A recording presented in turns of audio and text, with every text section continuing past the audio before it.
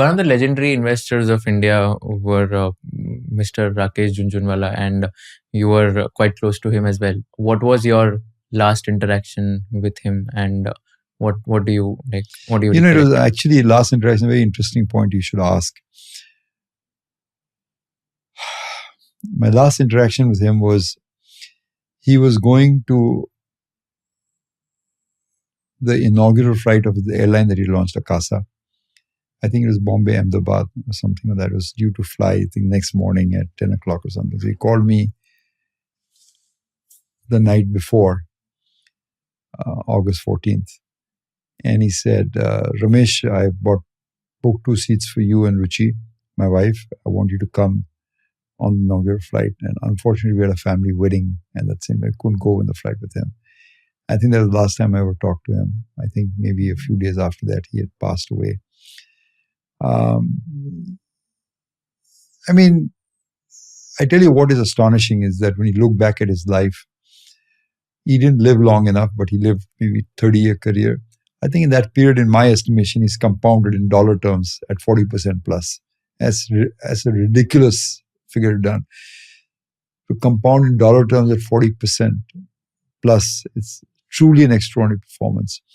And another measure of his vitality was that he passed away 3 years, and I think you look at his portfolio today, I think it's pretty much remained intact. And it's up another 50, 60, 70% in the 3 years since he passed away. So that's the kind of bulletproofing his portfolio did. I think he was aware that he was a leader and that his portfolio would have to stand public scrutiny. But I think he passed with flying colors at the end of the day.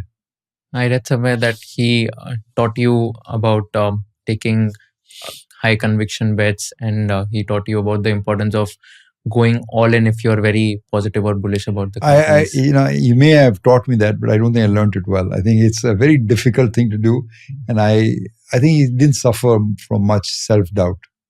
He had no self-doubt. I still suffer from self-doubt. I think it's part of my product of my upbringing, middle class, whatever. I don't want to give excuse to it, but I wish I had more guts like him. We all have to live our life. But don't you think this can be changed, like for yourself? It's getting better, but I think you can't teach an old horse new tricks. I'm too old now to learn and change it. I'm more cautious by nature. That's my inherent nature. But I balance it up with other things. While he took it to a deep end, is kind of living at the edge, took a toll on his health ultimately. So I try to be more balanced in my approach. So God doesn't give everyone everything. And I think maybe this will come to my son Ashok and not be with me. I really have no regrets. I feel that as I told you before, I feel I lived a blessed life. I lead now what I think is a gilded life. And I just feel it's very important for us who have been part of this from 1990 onwards to share with you through this podcast and other means the lessons that we have learned, and serve as role models that yeah, it's good to back up the truck and buy it, but not everyone can do it. It's a very, very difficult thing to do. I mean, you have to, at least I can sit down and appreciate how difficult it was to put money in the table and go all in on some of the bets he did. It took a huge amount of courage. And remember, during those most productive years where he made his money, we had incidents like 9/11 and Ayodhya and all these things, and he had to weather all of them and be bullish despite that. So I don't want to detract from his accomplishment. I wish I could have done it, but I clearly fell short. What do you think is his most courageous bet he had taken in his entire career? I think he made a lot of good calls, but I think his latest calls, I think I remember visiting him in the hospital during the COVID time. I mean, not from COVID, but he had some other ailment out there. And I think almost